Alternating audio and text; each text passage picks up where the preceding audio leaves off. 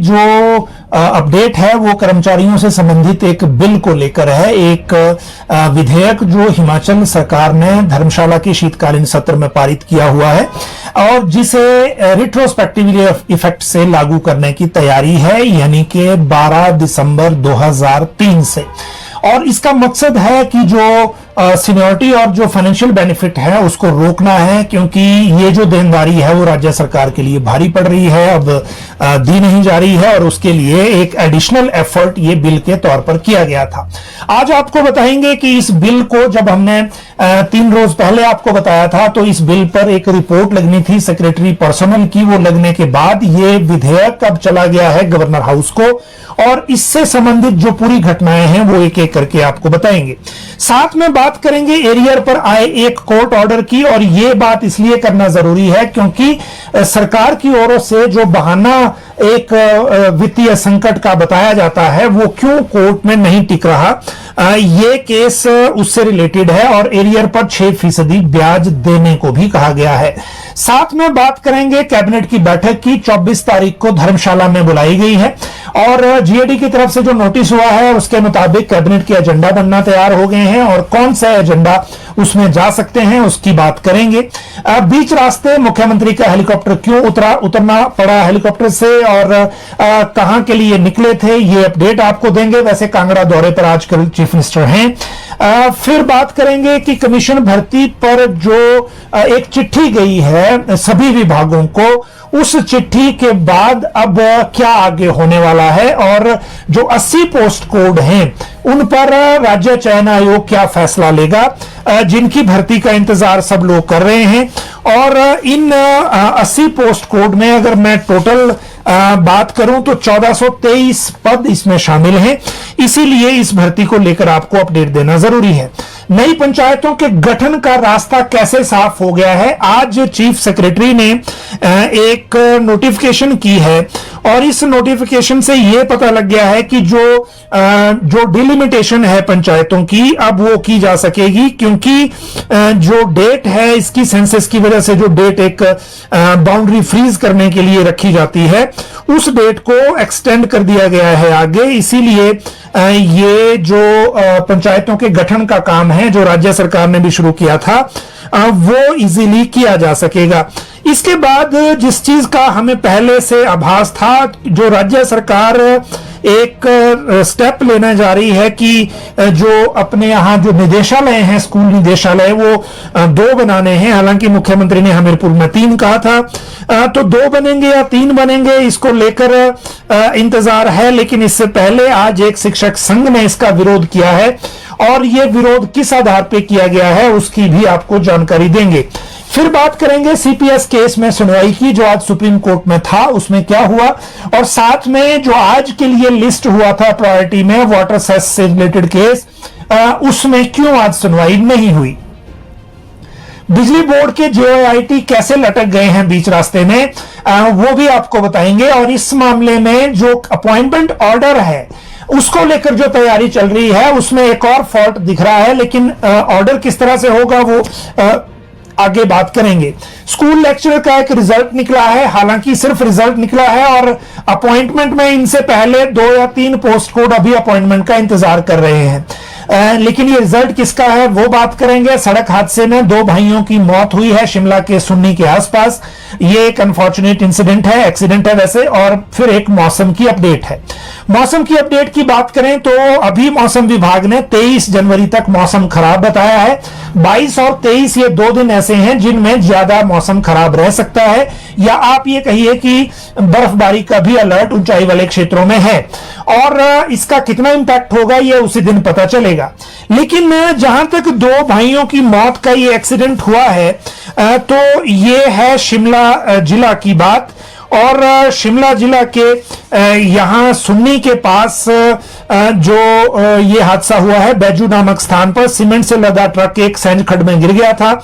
इसमें ट्रक चालक और उसके बड़े भाई की मौके पर ही मौत हो गई। हादसा करीब रात 1 बजे हुआ है और सुबह ये सारी चीजों का पता चल पाया था। उसके बाद सर्च ऑपरेशन शुरू हुआ, लेकिन जो ये ट्रक जो सीमेंट से लदा हुआ था शिमला से रामपुर की ओर जा रहा था और ट्रक का बहुत नुकसान इसमें हुआ है।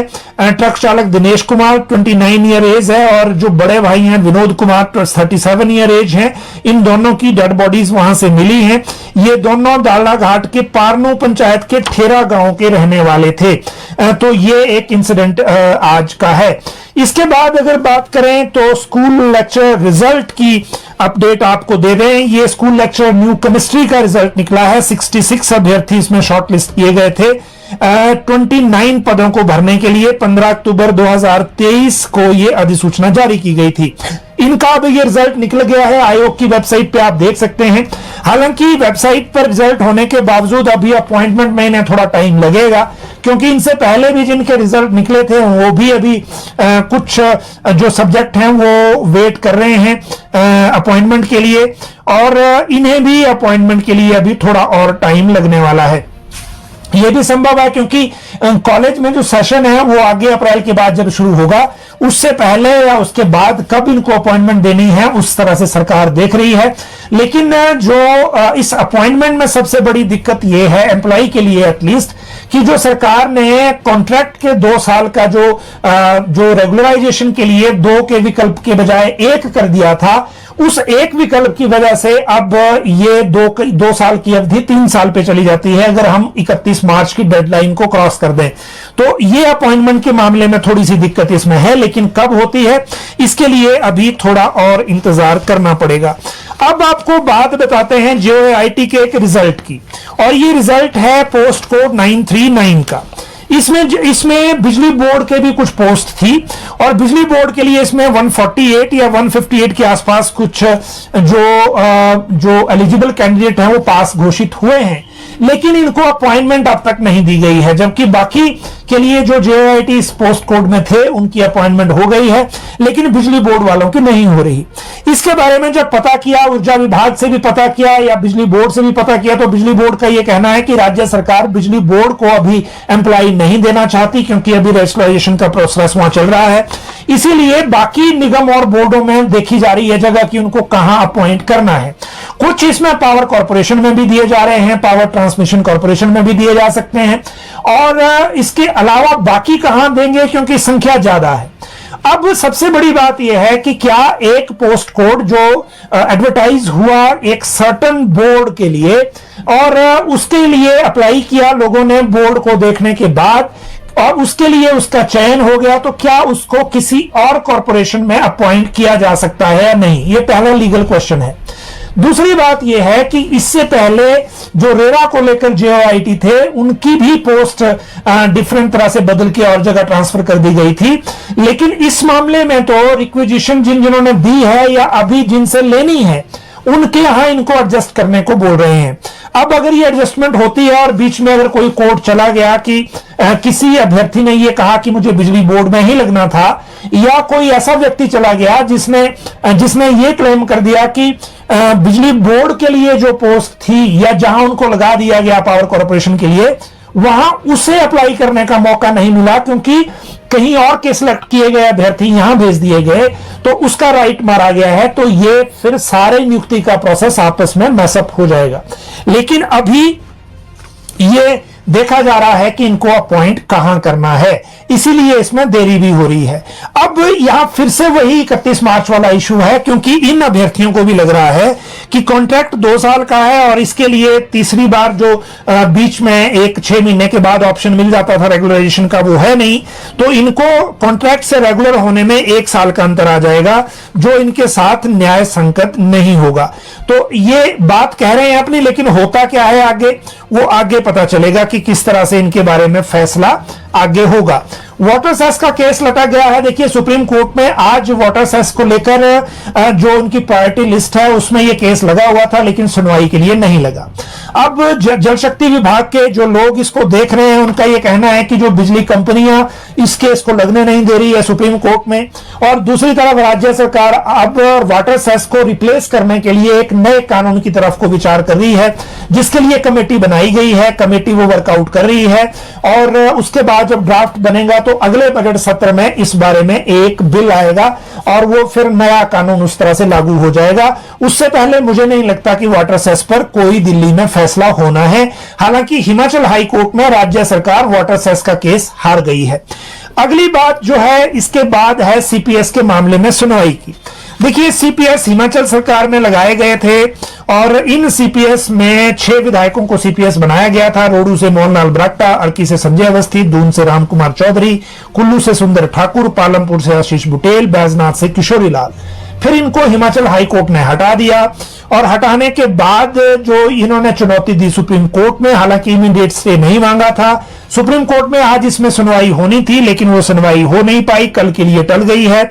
अब 21 जनवरी को इस मामले को पुनर्निर्धारित किया गया है और उसके बाद पता लगेगा कि इस मामले में सुनवाई बुधवार को होती है या उसके बाद फिर गुरुवार को होती है, जब इस तरह के केस जो है वो एनलिस्ट किए जाते हैं। हालांकि जो यहां से होने के बाद जब इनको हटा दिया गया था तो इनकी विधायकी यानी कि इनकी सदस्यता पर सवाल भाजपा की तरफ से उठाए गए थे, जिसको सुप्रीम कोर्ट के जो सीजेआई हैं उन्होंने, संजीव खन्ना ने इनकार कर दिया था कि वो नहीं चाहते कि इस केस की वजह से सरकार खतरे में आए और इसीलिए जहां तक मेरिट है केस की उस पर अलग से सुनवाई होगी। तो कल भी हो सकती है या फिर गुरुवार को हो सकती है, पता कल चलेगा। अब बात करते हैं 2 शिक्षा निदेशालय बनाने के विरोध की, और यह विरोध आया है प्राथमिक शिक्षक संघ की तरफ से, जिनकी रेजिस्टेंस के कारण राज्य सरकार इस प्रपोजल पर विचार करने की तरफ को बढ़ रही है। मैंने आपको उस दिन भी बताया था, मुख्यमंत्री ने नदौन में जो कहा था अपने दौरे के दौरान, वो एनईपी का एक स्ट्रक्चर है, लेकिन हिमाचल सरकार उस स्ट्रक्चर के बजाय सिर्फ 2 ही चाहती है, 2 ही डायरेक्टरेट चाहती है, एक डायरेक्टर ऑफ स्कूल, एक डायरेक्टर ऑफ कॉलेज। और यही प्रपोजल गया है दोनों विभागों में, कार्मिक विभाग में भी, फाइनेंस विभाग में भी कैबिनेट नोट तैयार होके गया है और इन दोनों कंसल्टेटिव विभागों से कंसल्टेशन की जा रही है ताकि अगर इस तरह के प्रपोजल पर सरकार काम करे तो उसको आगे कैसे बढ़ाया जाए। तो लेकिन जो विरोध है वो आया है प्राथमिक शिक्षक संघ की तरफ से। इनकी एक वर्चुअल बैठक हुई, इन्होंने कहा संयुक्त बैठक हुई है और इसमें यह कहा गया कि नदौन में जो मुख्यमंत्री ने 3 निदेशालय गठित करने का प्रस्ताव दिया था वो प्रस्ताव इनको उचित लग रहा है। 1ली से लेकर 12वीं कक्षा तक एक निदेशालय बनाने के प्रस्ताव के ये विरोध में है, क्योंकि इन्होंने कहा कि इससे धरातल पर बहुत सारी दिक्कतें आएंगी, प्राथमिक शिक्षकों की पदोन्नति भी प्रभावित होगी और भी दिक्कतें आएंगी। इसलिए पूर्व प्राथमिक यानी कि प्री नर्सरी से 5वीं तक अलग निदेशालय हिमाचल में होना चाहिए ताकि बुनियादी शिक्षा के ढांचे को और मजबूत किया जा सके, ऐसी बात इन्होंने कही है। और बाकी जो 2 निदेशालय वाला है वो इनको स्वीकार नहीं है, ये बात इन्होंने कही। हालांकि इसमें कुछ नया नहीं है, ये बात सेक्रेटरी एजुकेशन को भी पता है, ये शिक्षा मंत्री को भी पता है और इसी तरह का विरोध इनका पहले भी था और अब भी है। लेकिन जो प्रपोजल गया है वो मैंने आपको बता दिया कौन सा गया। जब डिसीजन होगा, कैबिनेट के सामने आएगा, तो फिर पता चलेगा कि वहां क्या डिसीजन होता है या कौन सा प्रपोजल कैबिनेट के सामने आता है। फिलहाल ये प्रपोजल धर्मशाला में होने वाली कैबिनेट की बैठक में नहीं जा रहा है, तो अभी इस पे ज्यादा कुछ कहना संभव भी नहीं है। अगली बात करते हैं, नए पंचायतों के गठन का रास्ता साफ हो गया है और ये ब्रेकिंग न्यूज हम आपको इसलिए दे रहे हैं क्योंकि अभी जो राज्य सरकार ने शहरी निकाय कुछ बनाए थे, उन शहरी निकायों में जल्दी जल्दी फैसला इसलिए लेना पड़ा था क्योंकि 31 दिसंबर के बाद 1 जनवरी 2025 से हिमाचल में जो एडमिनिस्ट्रेटिव बाउंड्रीज थी उनको फ्रीज कर दिया गया था सेंसस की तरफ से। भारत सरकार का जो सेंसस के लिए जो प्रक्रिया रहती है उसके कारण, इसीलिए राज्य सरकार 1 जनवरी 2025 से पहले ही सब कुछ करना चाह रही थी अर्बन लोकल बॉडीज में, और उसके बाद डिसीजन मुश्किल था क्योंकि बाउंड्रीज चेंज नहीं हो सकती थी। लेकिन आज भारत सरकार से सूचना मिलने के बाद मुख्य सचिव प्रबोध सक्सेना ने एक नोटिफिकेशन की है। इसमें यह कहा है कि the governor of Himachal Pradesh is pleased to notify that administrative boundaries of all the districts, tehsil, sub tehsil, villages, town, wards shall now stand frozen with effect from 1 July 2025 instead of 1 January 2025। अब 1 जुलाई 2025 से boundaries freeze होंगी, ना कि 1 January 2025 से। इसीलिए अब पंचायतों की गठन का रास्ता साफ हो गया है।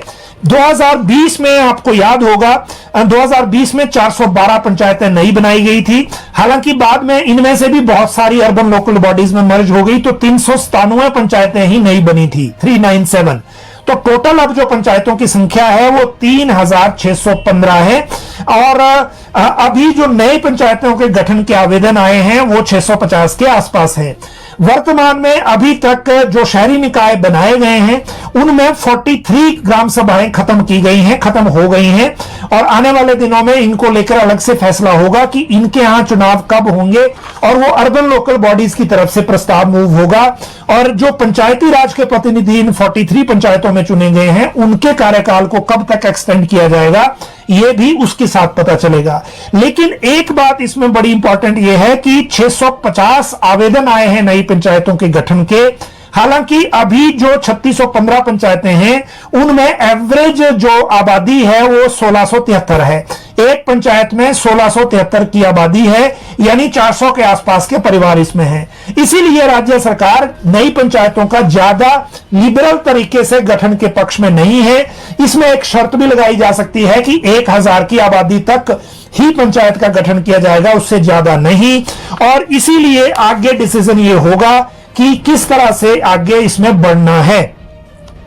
लेकिन अब क्योंकि जो बाउंड्रीज फ्रीज करने की डेट है वो एक्सटेंड हो गई है जुलाई तक, इसीलिए अब पंचायतों पर भी शहरी निकायों की तरह राज्य सरकार फैसला ले सकती है। क्योंकि दिसंबर में इस साल चुनाव होने हैं, इसीलिए इसमें फैसला जल्दी हो भी जाएगा। अगली बात करें अगर, तो वो है 80 पोस्ट कोड पर फैसले की, जो कमीशन भर्ती को लेकर चिट्ठी गई है उसको लेकर भी। देखिए, दो तरह की चीजें अभी हमारे सामने हैं। पहली बात तो यह कि बड़े सारे जो पोर्टल हैं कर्मचारियों या रोजगार से संबंधित फेसबुक पे बने हुए, वो पिछले 2-3 दिन से पोस्टर डाल रहे हैं कि जल्दी जल्दी तैयारी करिए, 80 पोस्ट कोड पे भर्तियां आने वाली हैं, टीजीटी जेबीटी का कमीशन आने वाला है। लेकिन असली बात यह है कि अभी कोई कमीशन नहीं आ रहा इमीडिएटली। और दूसरी बात यह कि 80 पोस्ट कोड को लेकर भी जो अपडेट है वो ये है कि ये विज्ञापन पहले से मांग रखे थे। पूर्व जो हमीरपुर में कर्मचारी चयन आयोग था उसने 80 पोस्ट कोड में आवेदन मांगे थे। 1423 पोस्टें टोटल थी। इसके लिए 3.5 लाख के आसपास आवेदन आए थे। लेकिन इन आवेदनों पर या इन पोस्ट कोड पर राज्य चयन आयोग ने सभी विभागों को, जिनका रिक्वेजिशन उनको आया था, वापस चिट्ठी लिखी है और कहा है कि 31 जनवरी तक यदि आप इसमें एडिशन डिलीशन करना चाहते हैं, इन पोस्ट में या पोस्ट कोड में कोई बदलाव करना चाहते हैं तो आप कर लें। फिर उसके बाद हम इस प्रोसेस को आगे बढ़ाएंगे जैसी हमारी स्थिति होगी उसके अनुसार। तो अभी सिर्फ 31 जनवरी तक विभागों को टाइम दिया गया है इन पोस्ट कोड में आगे पीछे करने के लिए। और दूसरी बात इसमें यह है कि जो कमीशन क्यों नहीं अभी जल्दी आएगा, क्योंकि जेबीटी के कमीशन का जो पोस्ट है वो तो इन 80 पोस्ट कोड में है, लेकिन टीजीटी की अभी भी राज्य चयन आयोग को कोई चिट्ठी नहीं गई है रिक्वेजिशन की, और वो मैटर अभी भी एलिमेंट्री एजुकेशन डायरेक्टरेट के पास है। अब देखिए, आप टीजीटी, जेबीटी, पीजीटी और सीएनवी इन चारों में आरएनपी रूल बदले जा रहे हैं एसएमसी के एलडीआर कोटा के कारण। और जब तक वो प्रोसेस शुरू नहीं होता, एलिमेंट्री डायरेक्टरेट कमीशन देगा ही नहीं टीजीटी का आरसीए को, तो फिर भर्ती कब से कहां शुरू होगी, ये दूसरी बात है। इसी के साथ एक और बात यह है कि राज्य सरकार ने सीडैक को एजेंसी बेशक घोषित कर दिया है, लेकिन सीडैक के साथ अभी आज चिट्ठी लिखी है सीडैक को आरसीए ने कि आपको राज्य सरकार से अप्रूवल मिल गई है। अब आप बताएं कि आपका जो एमओयू साइन हमने करना है उसके लिए आपकी प्रक्रिया क्या है और इसमें आरसीए ने क्या क्या करना है। तो क्योंकि सीडैक भी भारत सरकार की एजेंसी है, उनको भी अपने प्रोटोकॉल के हिसाब से चलना पड़ता है, तो ये भी अभी प्रोसेस टाइम लेगा। दूसरी बात यह है कि राज्य चयन आयोग नई भर्तियां तब तक शुरू नहीं करेगा जब तक इनका डिजिटल सॉफ्टवेयर तैयार नहीं हो जाता, जिसमें वन टाइम रजिस्ट्रेशन की सुविधा होगी। इस सिस्टम के लिए इन्होंने राज्य सरकार से 13 लाख रुपए मांगे हैं और वो आज फाइल पहुंची है 13 लाख की, जो इनका जो ओटीआर से संबंधित जो एक सॉफ्टवेयर है, डिजिटल सॉफ्टवेयर, वो इससे रेडी होगा। तो इस प्रोसेस में भी टाइम लगेगा और ये सॉफ्टवेयर इसलिए बनाया जा रहा है ताकि सिर्फ एलिजिबल कैंडिडेट ही पर्टिकुलर पोस्ट के लिए अप्लाई कर सके। और इस ओटीआर के बनने के बाद जब एक बार कैंडिडेट वहां रजिस्ट्रेशन कर लेगा तो उसका एक यूनिक आइडेंटिफिकेशन नंबर बन जाएगा और वो जैसे ही नए पोस्ट कोड में अप्लाई करेगा, पोस्ट कोड भरेगा, उसकी सारी डिटेल उसमें ऑटोमेटिक चढ़ जाएगी और अगर वो उस पोस्ट कोड के लिए एलिजिबल नहीं होगा तो वो सबमिट ही नहीं कर पाएगा अपना फॉर्म। जैसे कि पिछला पोस्ट कोड एक राज्य चयन आयोग ने एडवर्टाइज किया, उसमें जो एप्लीकेशंस थी वो 17,000 के आसपास आई, जबकि एलिजिबल कैंडिडेट उसमें सिर्फ 3500 निकले। तो ये प्रोसेस नहीं होगा। तीसरी बात यह है कि फीस के स्ट्रक्चर में भी आरसीए चेंज करना चाह रहा है और लड़कियों के लिए पहले फीस माफ थी, अब लड़कियों को भी फीस लगेगी। हालांकि अगर आवेदक लड़की अगर एग्जाम देने आ गई तो उसके बाद उसको फीस रिम्बर्स कर दी जाएगी। और मैंने पहले भी आपको बताया था ये इसलिए किया जा रहा है कि बहुत सी युवतियां सिर्फ फ्री होने के कारण हर तरह के पोस्ट कोड में अप्लाई कर देती हैं और बाद में एग्जाम देने नहीं आती। इसके कारण जो आरसीए को पूरी तरह से एग्जाम के लिए सब कैंडिडेट के हिसाब से इंतजाम करने पड़ते हैं, स्टाफ से लेकर बाकी संसाधनों के, और बाद में 40% या 50% के आसपास अटेंडेंस रहती है तो फिर उसमें खर्चा वेस्ट होता है। तो ये सारी चीजों को देखते हुए आप समझ गए होंगे कि अभी इमीडिएटली कोई कमीशन की भर्ती नहीं है। ये पहली बात है। अगली अगर इसके बाद अपडेट है तो वो है मुख्यमंत्री को बीच रास्ते क्यों उतरना पड़ा। देखिए पिछले 2 दिन से मुख्यमंत्री अटेम्प्ट कर रहे हैं कांगड़ा से मनाली जाने के लिए, क्योंकि वहां विंटर कार्निवल है, लेकिन आज हेलीकॉप्टर के माध्यम से अटेम्प्ट हुआ।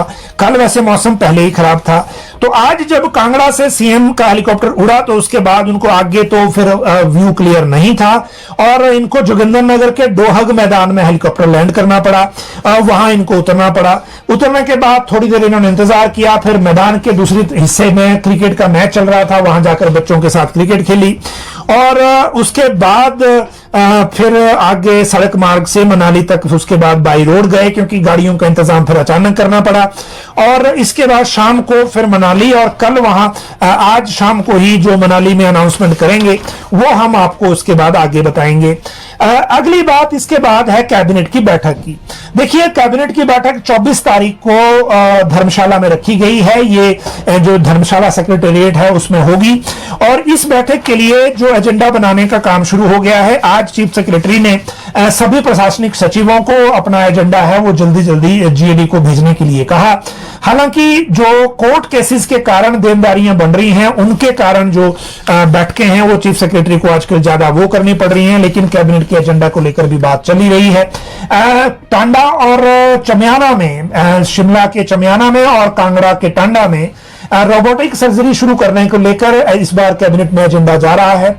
एजुकेशन से भी 2 या 3 एजेंडे जा सकते हैं। इसके अलावा फाइनेंस से भी 2 एजेंडे कैबिनेट में जा रहे हैं और जो बाकी विभागों से अभी आने हैं तो उसके बाद उस तरह से देखेंगे कि किसका कौन सा एजेंडा आगे होता है।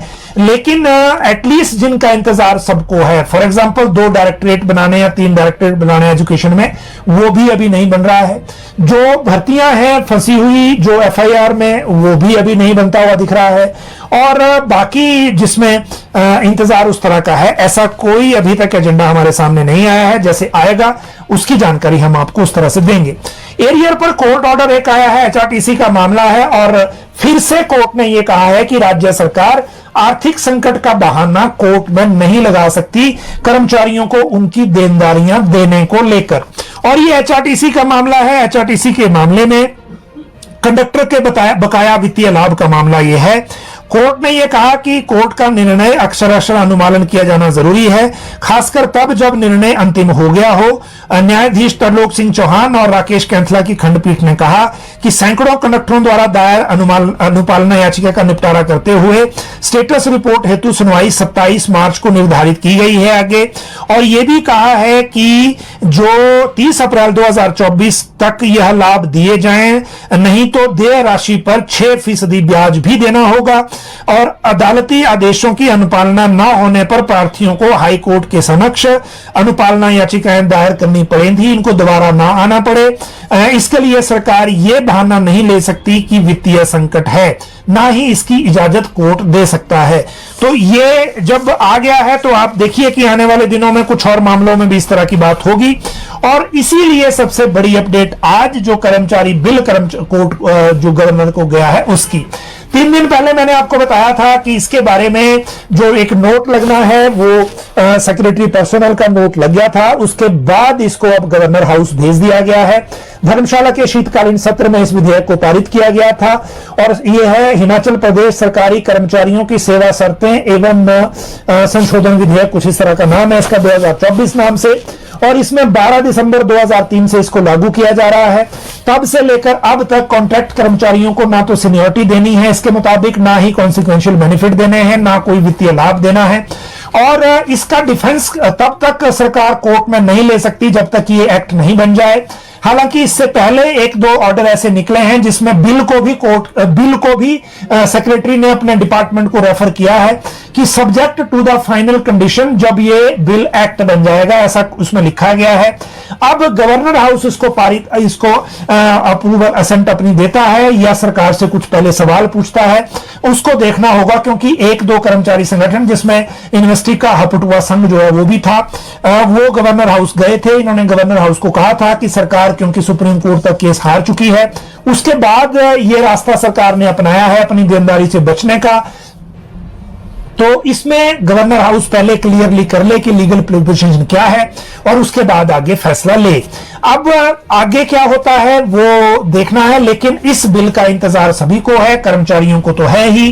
क्योंकि जो ओल्ड पेंशन को लेकर दावे कर रहे थे कि सबको ओल्ड पेंशन मिल जाएगी, इस बिल के बाद अगर कॉन्ट्रैक्ट की सर्विस बीच में से माइनस हुई तो फिर कितनों को मिलेगी कितनों को नहीं, एक ये सवाल भी है। और दूसरा, जो बाकी मामलों में ताज मोहम्मद और लेखराम के केस में जीत के आए हैं उनका क्या होगा। कॉलेज कैडर में डॉक्टर रंजीत ठाकुर वाला जो केस है जिसमें पैसा भी मिल गया है, क्या वो रिकवरी होगी, बड़े सारी चीजें इसमें इन्वॉल्व हैं। लेकिन पहले कानून बनने देते हैं, कानून बनने के बाद ये पता चलेगा कि इसके एग्जैक्टली इफेक्ट क्या क्या आएगा। क्योंकि जिनको पैसा मिल गया है उनसे रिकवरी करनी पड़ेगी, अदरवाइज इसको आप रिट्रोस्पेक्टिवली इफेक्ट से लागू नहीं कर सकते। अगर कर दिया तो फिर अगर करना है तो फिर रिकवरी भी मैंडेटरी हो जाएगी। तो आने वाले दिनों में जो भी इसमें अपडेट होगी हम आपको देंगे। अगर आपके पास कोई क्वेरी है तो इसी कमेंट बॉक्स में करें। आप सब लोग लाइव जुड़े, बहुत बहुत शुक्रिया।